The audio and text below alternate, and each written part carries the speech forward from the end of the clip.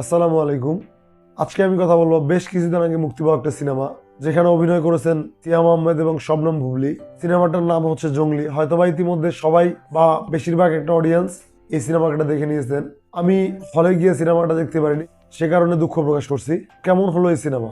Video শুরু করার আগে আপনাদের কাছে একটা রিকোয়েস্ট, যারা এখনো পর্যন্ত আমার চ্যানেলকে সাবস্ক্রাইব করেননি দয়া করে সাবস্ক্রাইব করবেন এবং আমার ভিডিও লাইক কমেন্ট শেয়ার করতে ভুলবেন না। যদি মনপুরা সিনেমাকে নিয়ে আমি এক লাইনে বলতে চাই, তাহলে এটা মোটামুটি ভালো মানের একটা সিনেমা, যেটা কম বাজেটের মধ্যে খুব ভালো কিছু ডেলিভার করতে পেরেছে এবং এটা আমার এক্সপেকটেশনকে অনেকটাই ফুলফিল করতে পেরেছে। যদিও এটা কোনো মাস্টারপিস বা দুর্বলতা ছাড়া কোনো সিনেমা না, তারপরেও এটা মোটামুটি বেশ ভালো একটা সিনেমা। হয়তোবা অনেকের কাছেই বা অনেক অডিয়েন্সের কাছে এই সিনেমাটা ভালো নাও লাগতে পারে, কিন্তু আমার ব্যক্তিগতভাবে এই সিনেমাটা ভালো লাগছে। যারা এই সিনেমাটা অনেক বেশি এক্সপেকটেশন নিয়ে দেখতে বসবেন, তারা হয়তোবা হতে পারে এই সিনেমাটা ভালো নাও লাগতে পারে তাদের, কারণ এই সিনেমাটা হচ্ছে একটা সত্য ঘটনা অবলম্বনে বানানো। আপনারা সবাই জানেন সত্য ঘটনা অবলম্বনে যে সিনেমাগুলো হয় সেখানে টুইস্ট রাখার মতো খুব বেশি একটা স্কোপ থাকে না। যদিও এই সিনেমাটাতে খুব বেশি টুইস্ট অ্যান্ড টার্নস রয়েছে, বিষয়টা এমনও না, কিন্তু এই সিনেমার মেকিংটা মোটামুটি ভালো লেগেছে। এই সিনেমার ভালো লাগার অন্যতম দিক হলো এই সিনেমার স্ক্রিন প্লে এবং এই সিনেমার ব্যাকগ্রাউন্ড মিউজিক। শুরুতে যদি আমি এর ব্যাকগ্রাউন্ড মিউজিক নিয়ে কথা বলি, তাহলে অবশ্যই এই সিনেমাতে যে ব্যাকগ্রাউন্ড মিউজিক দিয়েছেন তা প্রশংসা করতে হয়, কেননা এই মুভির ব্যাকগ্রাউন্ড মিউজিক আমার কাছে বেশ ভালো লেগেছে। এবং তার পাশে স্ক্রিন প্লে আমার মোটামুটি খারাপ লাগে নাই, যদিও সেটা টপনস লেভেলের না হলেও মোটামুটি ঠিকঠাক লেভেলের স্ক্রিন প্লে ছিল। তার মধ্যে অন্যতম ভালো একটা দিক হচ্ছে সিয়াম আহমেদের অভিনয়।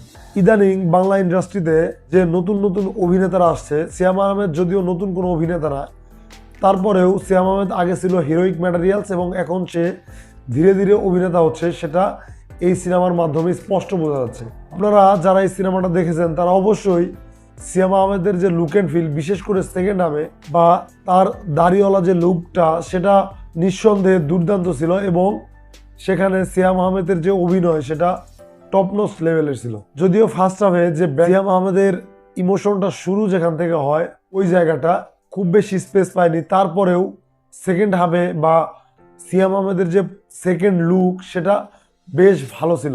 এবং এই সিনেমার সবচেয়ে বেশি স্ট্রং পয়েন্ট আমার মনে হয় এই সিনেমার সেকেন্ড হাফ এবং এই সিনেমার শেষে যে ইমোশনাল দৃশ্যগুলো রয়েছে সেটা।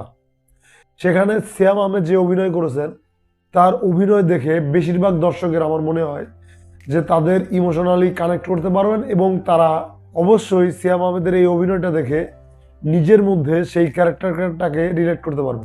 এখানে যদিও সিয়াম আহমেদের যে জঙ্গলি লুকটা সেটা বেশ প্রশংসিত, কিন্তু তার প্রথম যে লুক যেখানে সেটা দেখানো হয়েছে যে সে একটা কলস পরে ছেলে, সেই লুকটা দেখতে মোটামুটি ঠিকঠাক হলেও সেটা ইমোশনালি খুব একটা কানেক্ট করতে পারে না। এবং এখানে বুবলির যে লাভ স্টোরিটা দেখানো হয়েছে সিয়াম আহমেদের সাথে, সেই জিনিসটাও খুব বেশি প্রমিসিং মনে হয় না আমার কাছে। তাছাড়া দিঘির সাথে যে একটা অ্যাঙ্গেল দেখানো হয়েছে সেটাও মোটামুটি স্পেস ছাড়া বা সিয়াম আহমেদের যে জঙ্গলি হওয়ার পেছনের গল্প সেটাকে খুব বেশি স্পেস দেওয়া হয়নি, বড্ড তাড়াহুড়া করে এটাকে বানানো হয়েছে। যদি সিয়াম আহমেদের এই জঙ্গলি হওয়ার পেছনের গল্পটাকে আরো একটু ইন্টারেস্টিং করে বা আরো একটু সময় নিয়ে বানানো যেত, তাহলে হয়তোবা এই সিনেমাটা বেশ জনপ্রিয়তা পেত। তারপর এই সিনেমাতে যে ছোট একটা বাচ্চার ক্যারেক্টারে যে বাচ্চাটা অভিনয় করেছে তার অভিনয় বেশ ভালো।